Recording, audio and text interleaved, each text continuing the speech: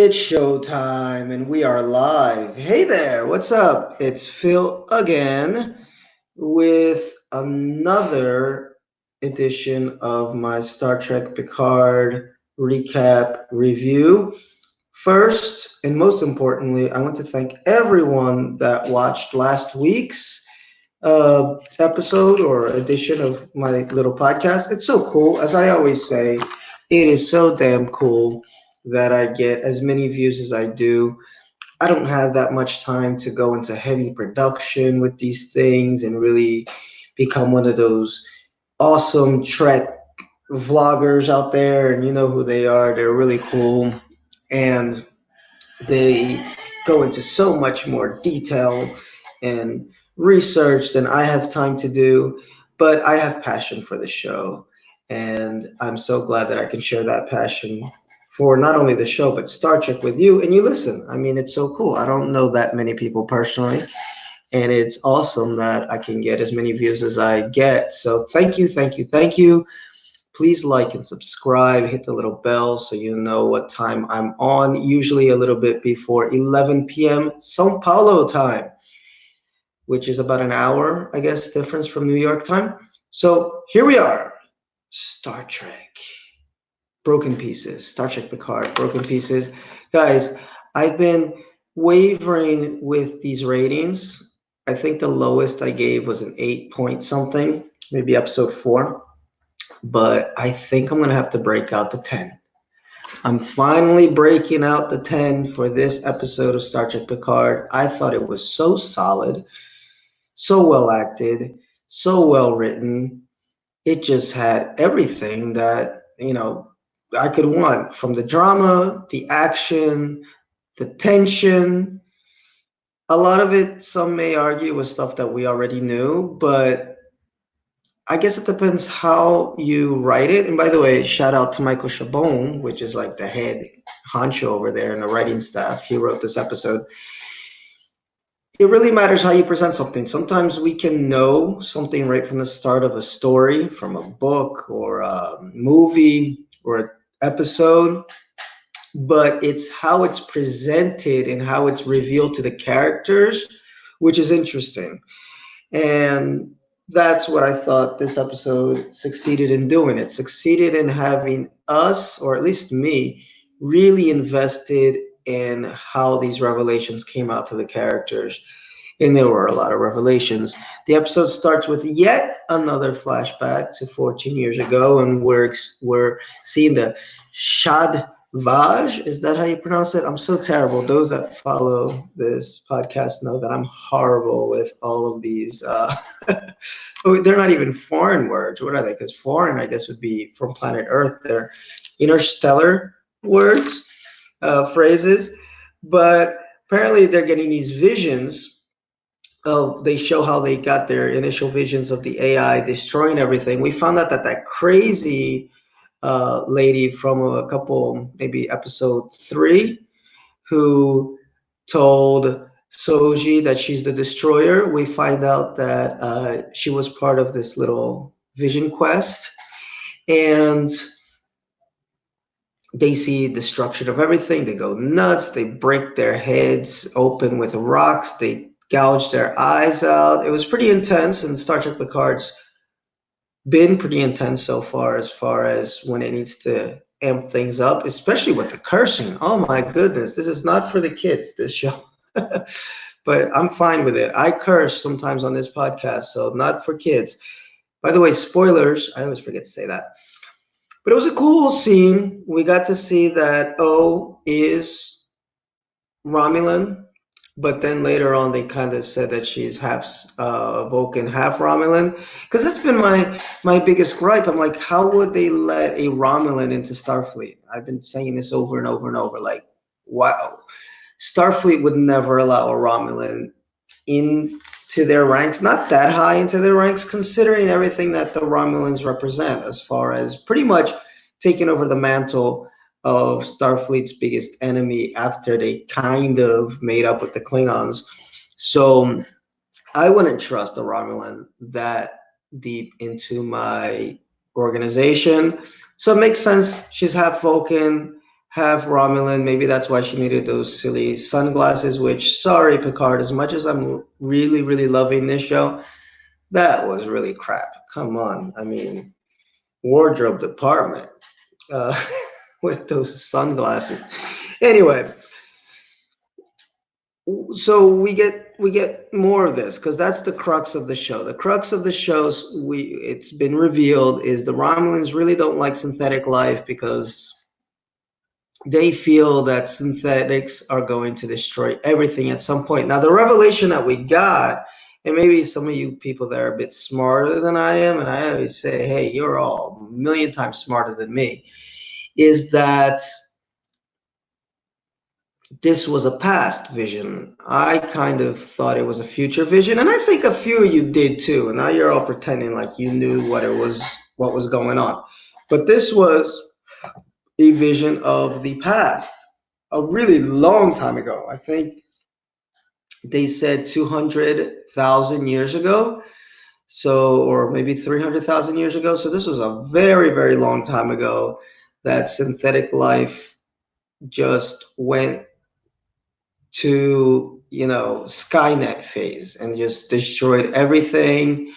And Romulans are really against having more synthetics around because they don't want that to happen again.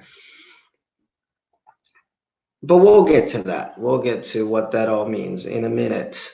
By the way, we had somebody in the chat and then they disappeared. So I hope you come back, whoever that was. And uh, I'm trying to set these up so that we can actually have a live chat. I know I get a lot of views, but it's after the fact. So I tried doing the scheduling thing. So I gave about 20 minutes for people to come in, chime in. We'll see who shows up. Anyway, let's break it down. Started the episode, in comes Soji with Picard. As soon as Rios sees her, it's like, I didn't understand it at first. I thought he was kind of um, having a mental breakdown because of what happened to Jurati last episode. She took something. She injected herself with something which left her almost comatose. But it ends up, no, he's going through it because he has seen this girl before. And he just totally goes into screwed up in the head mode and hides in his quarters, which then gives us what a friend of mine from a Star Trek group called the stars of the show, all the different EMHs that he has of himself on the ship. Because our friend, excuse me for 1 second, guys. Raji, it's late. My mind is blown.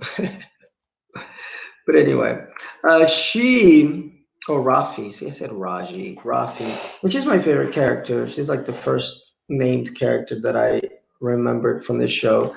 But Rafi, she was great in this episode too, because she's trying to figure out what's wrong with Rios. And the only way to find out what's wrong with Rios is she needs to talk to all the different versions of him in EMH form, realizing that broken pieces, right? Every EMH has parts of his memory, parts of his personality, but not the full story all in one.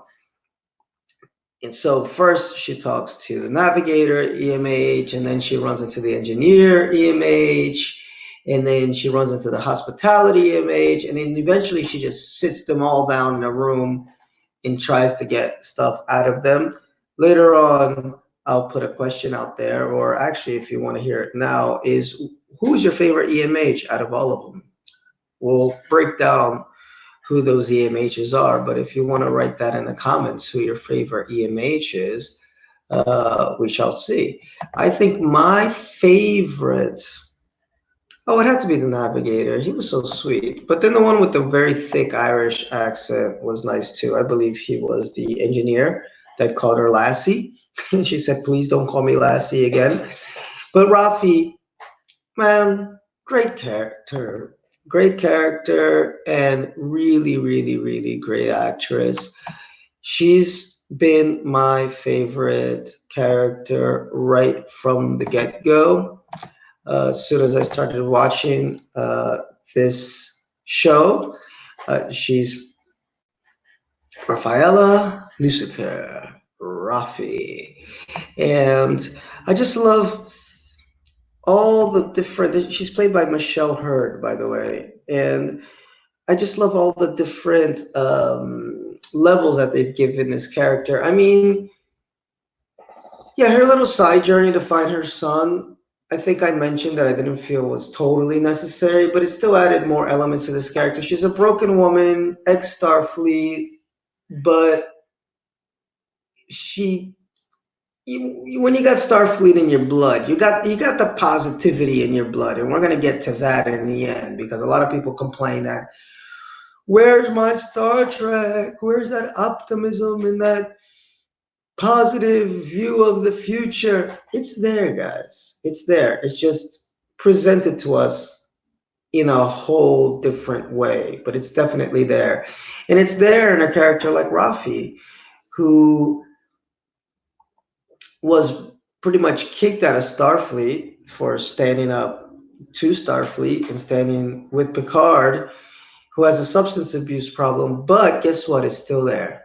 She's still there. She's still trying to help Picard. She doesn't trust everything. She suspicious of a lot of things, but when Starfleet's in your blood, Starfleet's in your blood. When the idea that, hey, injustices are happening somewhere to somebody, I got to do something about it.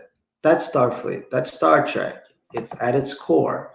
So it's still there. You just have to look a little bit harder. This is not spoon fed Star Trek. This is Star Trek for 2020. I love that. Some of you may not, but guess what?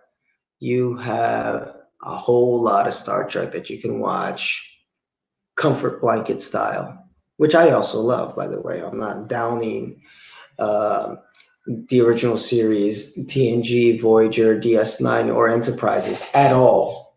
I also love those shows. But we're in a different generation. Hello, viewer. How are you? Make sure to comment. And I was wondering, by the way, who you thought was the best EMH, all of the Rios EMHs. I like the engineer with the thick, I guess that was a Scottish accent. And I also liked the navigator. He was so sweet to Rafi. And I was just talking about Rafi and how really great actress, really great character. She became a focal point here. She was like Mama Bear, trying to take care of everything. Really cool. Really cool. So we find out from Rios after she is able to get it out of the EMHs that he used to serve with this Captain Valdemir, and who was a really good man. He was like a dad to Rios, and we get the revelation of this. Okay, maybe we already knew he was definitely Starfleet. Picard mentioned that in his first meeting with him, that, man, you got too much Starfleet in your blood. And we find out that this captain killed two people in cold blood. One was this guy named the Flower, I think, if I recall, and another was someone he called Jana. Okay, and we're not exactly sure why yet, but we realize that this is why Rios freaked out when he saw Soji, because he's like, yo, I saw these people die. Okay, Alonso Vandermeer is the captain. He said, I saw these people die, and how can you be here? So they put the pieces together. Again, this episode broke in pieces, so the puzzle is coming together, and he realizes, wow, they were synthetics too, and that's why they were killed.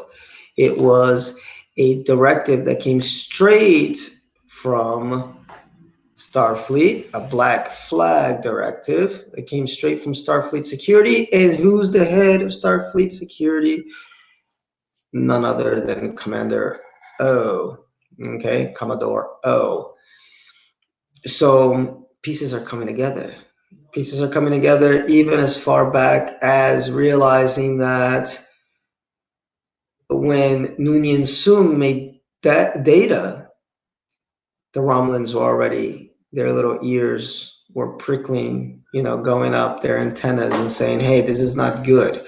So they have a real fear of synthetics rising up and arriving at an evolution threshold where whatever it is that happens when they reach this evolution threshold, they compared it to like warp drive. When you get warp drive, some people or things arrive. I would love to know what that is, by the way. I hope that Picard gets into that, the show gets into that. What arrives when the synths go into this other level of evolution. I just love the idea of it. I love the idea of it.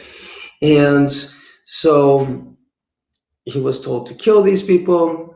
He really felt bad about it. Rios really got on his case about it. So he blew his head off with a phaser. That was the meatiest storyline. And I thought the best storyline because Rios is a character that I liked. I mean, I definitely don't like. I definitely don't not like him, but he didn't really like it. Not doesn't spark anything in me. He's just like some of the stuff is too stereotypical. Like the bad boy, almost like Han Solo type. We've seen this type of character over and over and over and over again. I think I read a comment in a group like first time he showed up where it's like, oh my God, how stereotypical, the kind of bad boy captain smoking a cigar. I didn't mind it that much that he was smoking the cigar, but I got it. I was like, oh, just another Han Solo type. This episode gave us depth. It gave us who he really was. And I love the fact that Picard is taking its time. It trusts itself enough and it trusts its audience enough to take its time. It doesn't have to spoon feed everything to us. Eventually, we get to that point, like this episode, where we see, hey, this is who Rios really is. So I thought that was cool. Moving on, because we do have another storyline. The other storyline is Jurati waking up, kind of realizing that maybe, hey, being an assassin isn't what I'm built for. I don't want to do this anymore. She doesn't do it anymore. Oh my God, I'm sorry. I hope you heard all of that. Yeah, my mic is here. Okay. Um, no, you know what happened is because I had this other computer that if I put my earphones on, the mic would turn off. But I just did a live with a friend on Monday night, and I had the earphones on, and the sound came out. But I just got scared. I was like, "Oh my God, was I just talking and nobody could hear me?" I hope you can all hear me because I do have the earbuds on. But anyway, yeah, the Gerardi. I think I said this already. She's a character that I liked to begin with, and then I thought she was too giddy. She got to be a little too Tilly like out in space for a couple episodes, but I guess she was overcompensating for her murderous tendencies. I don't know. I am glad she's back. I hope they tone her down. She said she's going to turn herself in for the murder of Bruce Maddox. I'm glad also that they explained that the fact that how she killed him, because that was for me, I guess, would be considered a plot hole. The fact that, hey, the EMH was there. She asked to turn the EMH off, and it's pretty easy to just look at medical logs and figure out that somebody murdered somebody on the medical bay. So I understand that at the time. I mean, one, nobody would suspect that she would do that. They were all running around doing their own thing, so it just kind of was glossed over. But it makes sense for them to go back and be able to look at the medical logs, ask the MH what happened, and he explains, hey, she turned me off, and then she did this, that, and the third. Cool. I'm glad that that wasn't like a huge plot hole.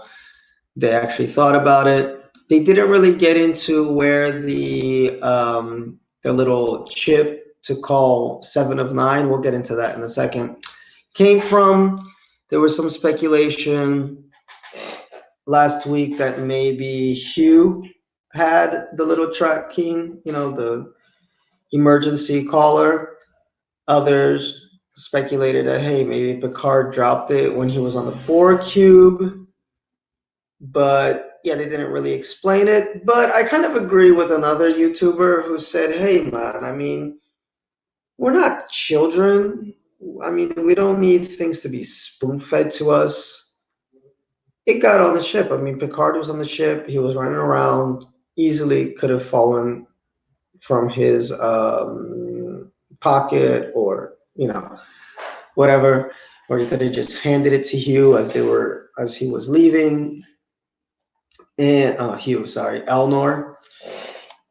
Or maybe Hugh had a one of those chips himself to call for help in case he needed it. Anyway, moving on, because for me the Jurati stuff was like the weakest, but it was still good. It was still good. I liked her scene with Soji, where she was marveled. She's like, "Oh my God, are you real? Like, what happens when you get tired? I sleep. What happens when you get hungry? I eat. What happens when you get sad? I cry." So it was cool to see that wonder in her eye, because this is like her dream. This is something that she has dreamed of seeing. And Soji told her, look, if you try to kill me, it's not going to go down, because I've gone into bionic woman mode. And Jurati just says, after seeing you, I don't want to. This is something she has, you know, given her life to. It's her life's work, trying to get a synthetic being as perfect as Soji to be created. So that's, for me, that's like the C story. The A story would be what's going on with Rios. But this is the C story, which, I guess goes into the theme of broken pieces, because here's Jurati trying to piece everything together of like, oh my God, what did I do? What do these visions mean? Etc., etc. So now we get to the Borg cube, which again, I'm split on the Borg cube, guys. I'm totally split on it. I mean, is it cool? Yes. It doesn't feel that well explained to me. Like, why is this Borg cube out there? Like, who put it out there? What happened? How did they deactivate it? Why did the Starfleet know about it? Why did Starfleet let all these Romulans in there if they know about it? And why did Starfleet let all these Romulans that are kind of shady in there if they know about it? How does the little Vulcan chick get in and out of the Romulan ship? What's the Romulan ship? The Romulan cube. What's her name? Um, I always forget her name.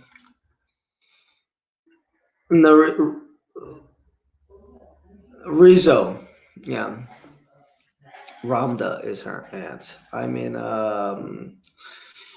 on Memory Alpha to remember her name. Let me just double check here. By the way, thank you everyone who is watching, listening. Oh, I see somebody's in there. Hey, tell me what your favorite EMH was this episode. So, yes, just how is it that Rizzo gets in and out? I mean, I know she's Starfleet, but when she's on there, she's very shady Romulan. So I'm split on the Borg cube. You let me know what you think about the Borg cube, because like I say, you guys are way smarter than me. You pick up on a whole lot more than I do.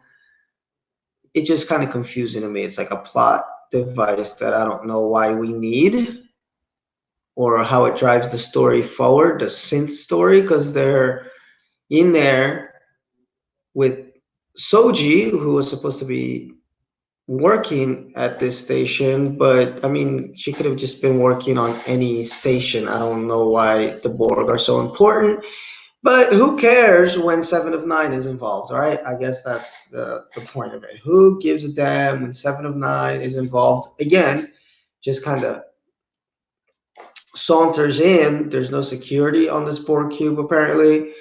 She's able to just go in just in the nick of time, save Elnor. I finally got his name right.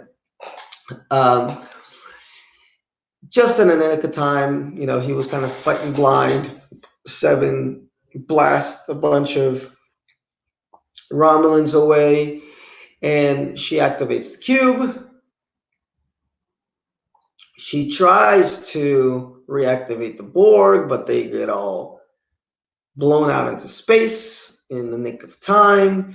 But she does become the Borg pseudo queen of this cube for about 10 minutes, which was so cool to see, and just to hear her voice. We are the Borg. Very, very cool. I was wondering if they were going to have her say resistance is futile, because she's famous for saying resistance is futile, which I never liked. Oh my God. I just could never get into the fact that she said resistance is futile when we were just used to futile. But whatever. She didn't say those lines. I was hoping just to see how she would say it in 2020. But it was cool. But again, I don't know. I mean, we have 2 more episodes left. We see that Star Trek Picard takes its time to reveal stuff, to make things kind of make sense. So maybe this Borg cube is going to make a whole lot more sense. It's going to play a big part in the finale, because Seven of Nine does have control of the cube. Elnor's in there with her. The Romulans have all skedaddled away. So what's going on? So if you guys have any theories on what's going on with this Borg cube, why was it presented? I mean, that was like the first element of the show. Why it's so important?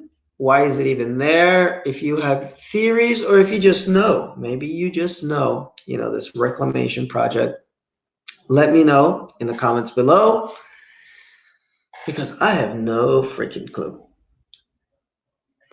So back to our A story, which is Rios, basically, and getting the crew back together, because the crew of the ship is all over the place. They sit down, for, I guess it's a little, what is it, like a little mess hall kind of place. And we have the whole crew. We have Rios, we have Rafi, we have Jurati, we have Soji, and we have Picard. And they start, Jurati just says, look, this is what happened to me. Cool. But Soji starts to get more memories, because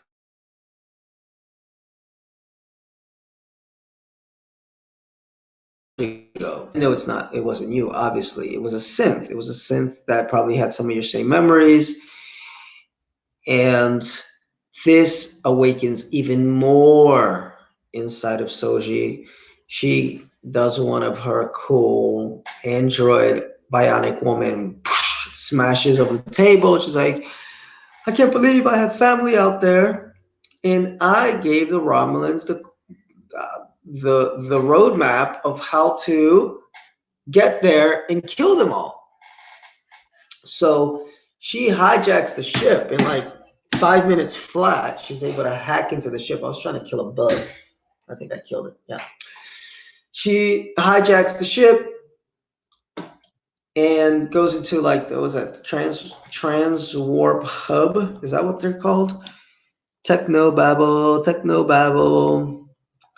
Let's see here. I'm gonna go into memory alpha. I'm sure I will find it. Yeah, transwarp conduit. Ooh, I was close. I was close.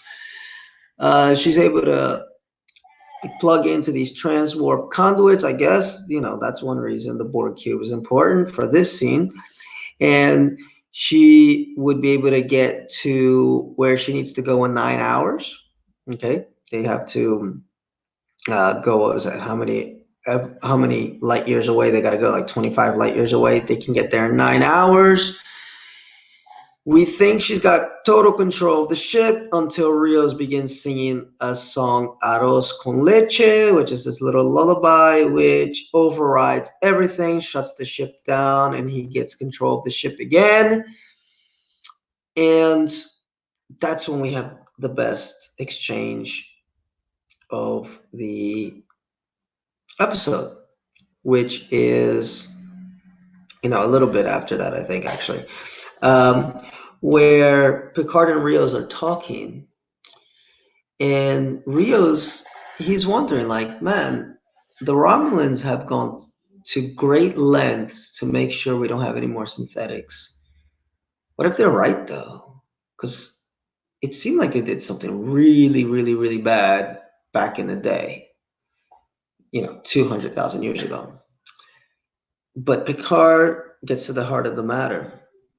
He says, look, we have a greater weapon than fear. The past is past, but we can write the future. And what are our tools? What are we going to write our future with? With openness, optimism, and the spirit of curiosity. This is the heart of Star Trek, guys. So it's there. It's all there. I keep telling, people that can't get into the new Star Trek because it's not Star Trek. It's too dark. It's too depressing. It's too this, it's too that. I'm like, what show are you watching? It's all there. It's a different Star Trek. It's seeing things from a different perspective. Obviously, in Star Trek Discovery, hey, not a perfect show, not as good as Star Trek Picard, but it's getting there. It's before the Federation was the Federation completely, right? A little bit before TOS, because even in TOS, things were like, yeah, maybe we can do this, maybe we can't. Prime Directive, what is that exactly? So it's still kind of gunslinger in the sky, gunsmoke, whatever. They're trying to figure themselves out. So it's shady at moments, right? And Star Trek Picard is after. It's after Nemesis. It's after the events that started the Kelvin universe. So a lot of things have transpired in 20 years. And throughout the history of Star Trek, if you are a fan of all of the series, especially the movies, you'll see that, hey, Starfleet has always been a little bit shady. Because one, yes, is it about exploration? Definitely. But it's definitely a military organization too. And remember that Gene Roddenberry, he created Starfleet to sort of be like an allegory or a metaphor for America. And America's kind of shady too, guys, right? I mean, I'm not a hater, obviously, of America. I think America has done a lot of good for its own people, a lot of good for the world. But you can't also deny that America has other interests. And its interests involve having influence here and having influence there and having a base over here and opening McDonald's and Starbucks around the world. So Starfleet, if you watch The Undiscovered Country, the dinner scene where the Klingons are like, that's the problem with Starfleet, like human rights. It's all about human. It's like a human organization. It's a humans only club, and then you invite in who you think fits into your human ideals. So there's always been that level of shade when it comes to Starfleet and the Federation. And we're presented obviously with more of the good because we follow the voyages of the Starship Enterprise, where everything's wonderful all the time. But even Star Trek TNG had some dark episodes, especially when an admiral shows up. When an admiral shows up, something shady's going down. These admirals, I don't know what happens to them after they get to a certain level of power. Maybe they see some files that the captains can't look at, and they're like, oh shit. So Starship Picard has been exploring that. That's all it's been exploring. That's all new Star Trek has been exploring. It's a little bit more realistic. It's a little bit more gray area, just like Star Trek Deep Space Nine was, and it's great. Love Deep Space Nine. But even in its darkest moments, like Pale Moonlight, even in its darkest moments, there was still light at the end of the tunnel. Even when the main characters had to do something that they know is so not Starfleet, in the end, they are Starfleet, the good of what Starfleet is. So Star Trek Picard is just exploring that, right? But the optimism is there. The spirit of curiosity is there. And what is the opposite of that? What is the enemy of that? The Zat Vash only has secrecy and fear. And fear is the great destroyer. Not Soji. Not these synthetics. And what's a better message than that in the times that we live now, where we have so much fear? Even now, coronavirus, right?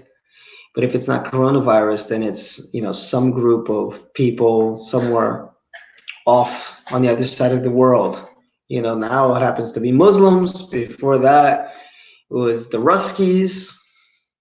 And before that, it was somebody else and somebody else and somebody else, So this is Star Trek at its finest. It's getting what's going on in the world today, and it's dressing it up in science fiction, but it's trying to get us to see that we have the possibility of doing better. We can do better. We can try to connect worlds, build bridges, not burn them. And hopefully, I'm saying all of this, there are 2 more episodes left. Hopefully, we're going to end on a positive note where that will be hammered home to whoever still doubts that for whatever reason Star Trek isn't Star Trek anymore, because now it's dark and it's broody and it's this and it's that. No, guys, it's more realistic, and I appreciate that. It's showing us people that have issues, broken pieces. It's showing us people that don't know all the answers. It's showing us a Picard that doesn't know all the answers. But at the end of the day, it's positivity, it's optimism, it's up with positive vibes. Okay? So, thank you, those of you who have stuck with me. I see we got 1 viewer over there. Thank you very much. I want to thank those of you who will be watching this throughout the week. Again, so cool that I get as many views as I do on these videos. Please like, please subscribe, please hit the little bell because the little bell is going to let you know what time I come on. But usually Thursday at 11. Next week, I actually have a school function. I work at a high school, so I'm not sure what time I'll be on. So that's definitely a reason to hit the little bell because I may be on much later or maybe Friday next week. But I'll try to get on Thursday night at maybe midnight at the latest, my time, because I do have to get home before the trains stop, and the trains stop at midnight. So hopefully I'll be home by 10 or 11, watch the episode, and get right to it. And in the comments, tell me what your favorite EMH was. Was it Enoch, the navigation simulation hologram? Was it Ian in engineering with the very thick Irish accent? And that's not even a language. Was it Mr. Hospitality, who was very, very, very, what's the word? Uh, no, he didn't really have a sense of personal space. I guess that's the best way to put it. We got Emmett, the tactical guy who really only showed up for the all together scene and was falling asleep, but I liked him. Spoke a lot of Spanish. And then we have the emergency medical, which, he's nice, but it doesn't really do much. My favorite, I think, is Ian. But I also like Enoch a lot. He was a sweetheart. But Ian was funny, it was nice to have the little Scottish accent, thick Scottish accent, kind of nod to Scotty, who, we all love, James Doohan. So, guys, thank you for watching. Until next time, live long and prosper. Again, I'm giving this episode a 10. This was Star Trek Picard at its best. Confident in itself, confident acting. It's taking its time, but the story is moving forward, and I can't wait till the season finale. And I don't know, guys, are we gonna see the Enterprise? Oh my God. Are we gonna see Q? Oh my God. What are we gonna see at the end of this season? There were some photos that I saw of Michael Dorn and LeVar Burton on set. We're going to see Captain Worf finally, because I know Dorn has been wanting this show since forever. I don't know. Leave your thoughts below. Thank you for watching. Until next time, live long and prosper. Much love to all of you.